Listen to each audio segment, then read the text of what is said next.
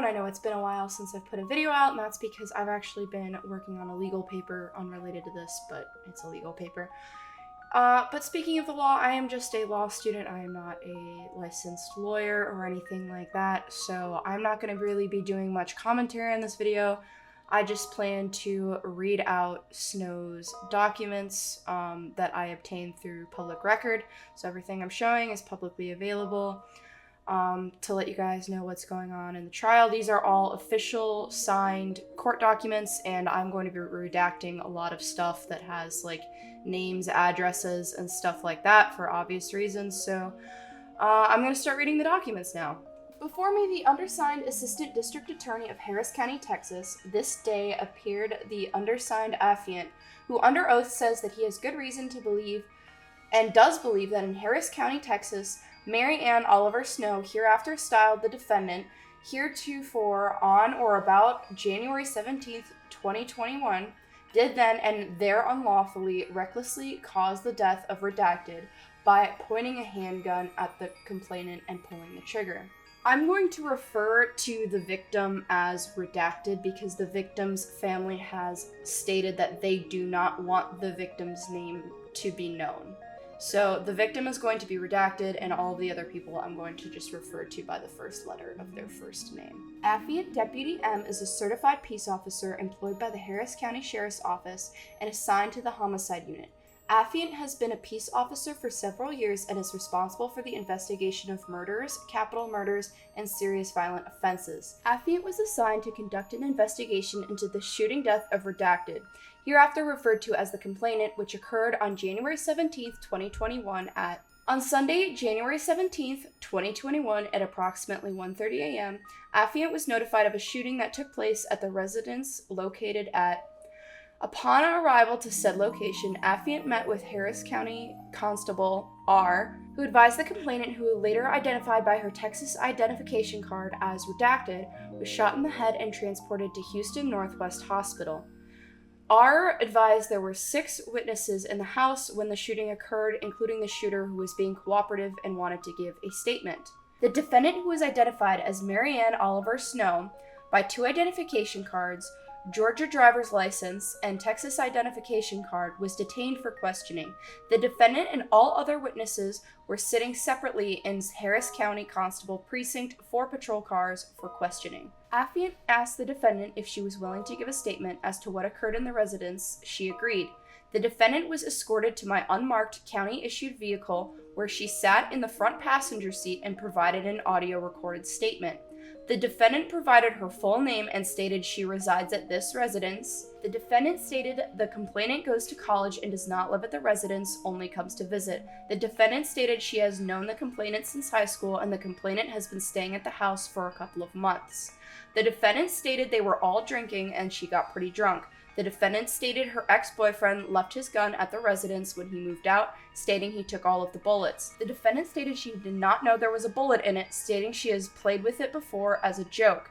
The defendant stated her ex-boyfriend has shown her how to take out the bottom part, referring to the magazine, so it would not shoot.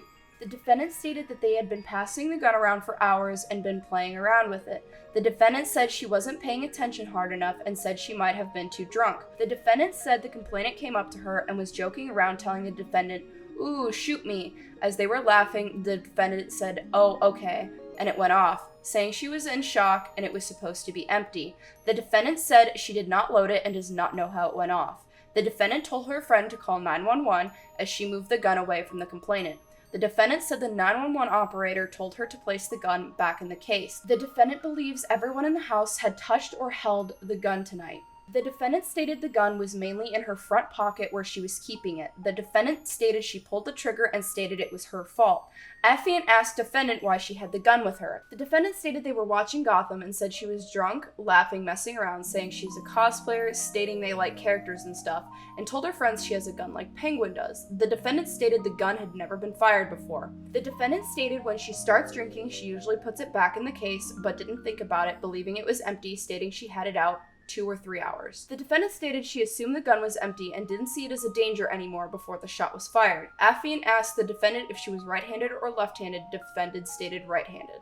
The defendant stated they were in the living room and her friend D came up to her and told the defendant, "Oh, shoot me," as the defendant pretended to do so. Then the complainant told the defendant, "Oh, do me," so the defendant turned to her right toward the complainant face to face and placed the gun up to the left side of her head and pulled the trigger as she saw the complainant fall to the ground face down. The defendant stated it was a Glock handgun and had some numbers on it. The defendant stated once she put the gun down, no one else touched it. The defendant stated she had been drinking vodka and coke since earlier in the day when she was home, and everyone else had gone to Galveston. The defendant stated she was hammered and had smoked some marijuana. Homicide investigator C assisted in the investigation and asked the defendant when she loaded the weapon, did she notice the magazine was inside the gun. The defendant stated she thought it was out and completely empty when she was pointing it at herself and other people. Affiant asked defendant if she had put the magazine in the gun. The defendant stated she did not remember putting the magazine in the gun and stated she might have been really drunk and might have put it in, not thinking anything of it. The defendant said it made a clicking noise when she pulled the trigger about 3 or 4 times.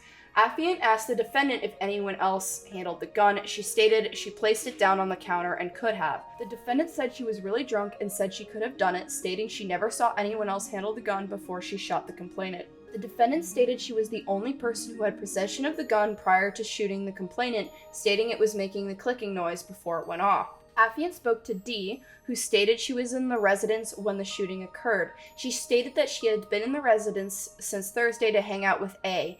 D said they had been drinking tonight. She said that the defendant brought out the gun that her ex-boyfriend left behind. D said they had smoked some marijuana today and drank vodka mixed with Coke and Dr. Pepper. D said that they were out in the garage and the defendant brought the gun back inside their residence. She said they were in the living room and had been watching a TV show. D said she stepped into the kitchen to get another drink and heard a bang, assuming it came from the TV, and returned to the living room and saw the complainant lying on the ground, hearing the defendant scream. D said the defendant told her she shot the complainant. The defendant kept saying it was an accident, stating the complainant told her, "Shoot me, shoot me." D said they had all messed with the gun, meaning they were all looking at it and joking about it. D said the defendant told her the complainant said, "Shoot me," not knowing it was loaded at all. D said she checked the complainant's pulse waiting for emergency personnel. Affiant spoke to A, who resides at this residence for the last 2 months. A stated they were all in the house just playing around and had been drinking vodka and sodas. A said they had the gun out, telling them to be careful because she does not like guns and does not touch them. A stated they were standing there and the complainant told the defendant, "Hey, haha, put the gun to my head," so the defendant did. A said the complainant was joking, telling the defendant, "Hey, you should pull the trigger," so the defendant did. A said it wasn't supposed to be loaded, but it was, saying everyone was screaming and crying as she called 911. A said the defendant was the only one who had the gun, but wasn't sure if anyone else touched the gun. A said she was standing behind the complainant when the complainant told the defendant to put it up to her head. A said she had not seen the defendant playing with the gun or clicking it prior to this. She saw the defendant with the gun in her hand and does not know why she went to get the gun. The defendant never said why she went to get it. A said she heard the complainant tell the defendant to pull the trigger, believing the gun was empty, stating it was not supposed to be loaded. We already have somebody with an A name, so I'm going to call this next witness A2 for privacy reasons. Affiant spoke to A2, who resides at. A2 stated she got off work at 8:30 p.m. A2 stated she was downstairs with A, messing with the tattoo machine, and everybody else was watching TV. A2 stated she and the defendant were on the sofa watching Gotham on the TV. A2 said as she is sitting on the couch watching TV, the defendant got up with the complainant and D and started messing with the gun. A2 said the next thing she hears is the gunfire and sees the complainant on the floor and sees her face, not believing what is happening. A2 said they started applying pressure on the complainant's head while someone else called 911. A2 said the first time she saw the defendant with the gun was in the garage and placed it on the table and then put it back in her pant pocket. A2 said she only saw the defendant handling the gun. She said the only time she saw the defendant take it out of her pocket is when the defendant was messing with it with the complainant. A2 said she heard the complainant make a joke telling the defendant, "Oh, come on, it can be the real one, come on," and believes that's when the defendant pulled the gun out. Affiant asked A2 if she heard the complainant tell the defendant to put it up to her head. She said no. Affiant asked A2 why the defendant would put the gun up to the complainant's head. A2 stated because their friend group is wild, dumb, and does jokes all the time. A2 said the last time the gun was pulled out of its case was back in August of 2020. A2 said they had been drinking vodka and coke tonight, but never saw the defendant pointing the gun at anyone or at herself. Affian spoke with O, who resides at. O said people were watching TV and goofing off, also drinking some vodka and coke. She said she was zoned out on her phone and heard a loud popping noise as she was laying on the floor in front of the TV. O said she looked up and saw the complainant face down onto the carpet and started to see the blood going into the carpet.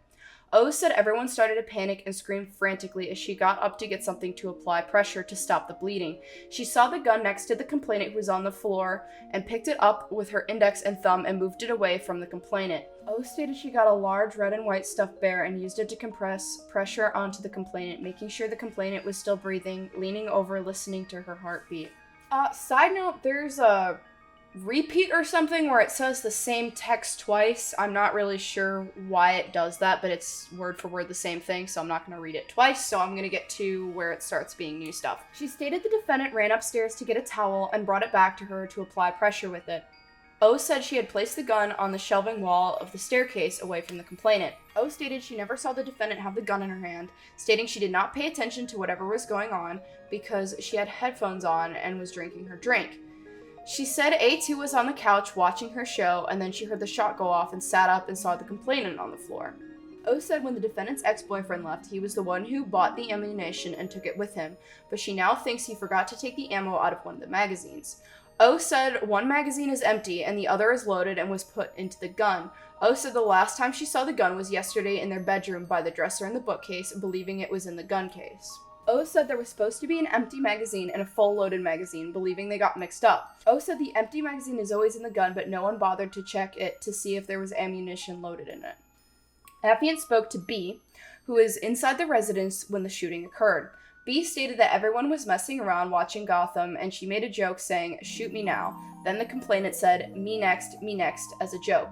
B said the defendant showed them the gun and took out the clip, put it on the table, with the defendant saying, "So no one gets hurt." B said she does not know who put the clip back in the gun when the defendant was holding it again. B said the defendant took it out because she didn't want anyone to get hurt with it, saying it wasn't loaded. B said she does not know who put the clip back in because she was not paying attention and was watching TV with A2. Affiant asked B if the defendant knew there was ammo in the clip. B said there was because the defendant took it out and saw the clip. B believes the defendant did not know the clip was back in the gun when the defendant was messing around with the complainant, who kept saying, me next, me next. B said that is when she saw the defendant hold up the gun to the complainant's head and then heard a boom and saw the complainant fall to the floor. When everyone yelled to call 911, B said she ran outside having a panic attack. At 6:15, Affiant received a text message from mother to the complainant, who advised they will withdraw life support tomorrow and will give life to others since the complainant is a donor. On Monday, January 18th, 2021, I received a call from charge nurse of the Houston Northwest Medical Center Hospital Surgical Intensive Care Unit advising time of death for complainant was at 5:08 p.m. Affiant presented the facts of this investigation to who accepted felony charge of manslaughter against defendant Mary Ann Oliver Snow. So this is the motion for bond conditions for Snow. State requests the defendant have no contact with the complainant in this case or anyone in the complainant's household, including siblings, parents, in person, or through any other person, telephonically, by mail, or by any other manners or means for the duration of this case, and the following individuals and or locations, family members of redacted. State requests the defendant not possess any firearms, ammunition, or other weapons. State requests the defendant be prohibited from using, possessing, or consuming any alcohol, controlled substance, dangerous drug, or marijuana unless prescribed pursuant to a lawful prescription issued by a medical doctor. State requires the defendant submit to GPS monitoring by signing the contractual agreements and complying with any stipulated curfews and rules to comply with curfew requirements. State requests the defendant be subject to curfew and defendant remain at home as provided the court between the hours of 8 p.m. and 7 a.m. So this is a motion to revoke the defendant's bond, and this is because the defendant was released for manslaughter on January 17th, 2021, and the defendant did not comply with bond conditions. The state hereby respectfully urges the court to grant the state's motion to revoke defendant's bond. This is Snow's bond condition violation report. So, the defendant is in violation with court's orders to comply with conditions of bail, check all that apply. Failing to report to pretrial services as directed, failing to comply with curfew requirements, failing to comply with rules of electronic monitoring program. Snow broke curfew on July 1st, 2nd, 10th, 15th, and 19th. had dead GPS battery on the 7th, 8th, and 19th, and the GPS had 4+ hours of no cell service on July 3rd, 12th, 13th, 14th, 22nd, 23rd, and 26th. The case was reset due to the bond revocation hearing. This is an updated bail order in which the GPS and curfew is removed, and Snow is required to be treated for mental health. We have another motion to revoke defendant's bond. To the Honorable Judge of said court comes now the state of Texas by and through the underassigned Assistant District Attorney of Harris County, Texas, and moves the court pursuant to the Texas Code of Criminal Procedures and Texas Constitution, Art 1, to revoke defendant's bond in the above cause number for the following reasons. On January 17th, 2021, the defendant was charged with manslaughter cause number. The defendant was given a surety bond and released from custody on January 19th, 2021. There was an order for pretrial supervision and bond conditions signed by the defendant, which included the defendant to submit to drug and alcohol testing by authorized agency personnel. On December 1st, 2021, defendant reported to pretrial services for testing. During the test, defendant attempted to provide a urine sample from condoms found inside her vagina. The defendant, by attempting to falsify a urinalysis test, violated the conditions of her bond put in place by this court in the above-styled cause number. The state hereby respectfully urges the court to grant the state's motion to revoke defendant's bond. Obviously, this trial is still ongoing. I didn't include 100% of the documents because a lot of them were like, how much the attorneys need to get paid and stuff like that. That's not really that pertinent to the, outing of Snow. So, if there are any more documents such as these that appear, I will put them on my channel. I will do another video like this, reading them out, so you guys can stay up to date on what is actually happening legally with Snow. Obviously, the biggest concern here is the fact that Snow is showing blatant disregard for the situation that they're in and just continuing to violate their bond over and over and over, which kind of shows me that there is absolutely no remorse. Anyways, I hope you guys stay safe, have a great day, and I will catch you on the flip side.